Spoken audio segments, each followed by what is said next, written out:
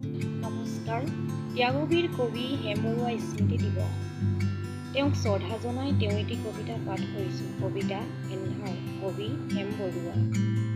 এয়া মাজনিশা নিবিড় অন্ধকাৰ, মই অকলশৰীয়া, ওচৰত আৰু নাই, মানুহ নাই, কোনো কতো নাই, বাহিৰলৈ মই শুনিছোঁ মাথোন এজাক গছৰ ক্ৰন্দন, দূৰণিত ৰিণি ৰিণি দেখিছোঁ মাথোন এখন নৈ, শুই আছে নে বৈ গৈছে একোকে ধৰিব নোৱাৰি, ওপৰত কলা পাথৰেৰে বন্ধোৱা এখন অনুজ্জ্বল আকাশ, বতাহত কেইটিমান ধিমিক ধামাক জোনাকীৰ পোহৰ, আৰু ক'তো পোহৰৰ লেখ মানুহ নাই।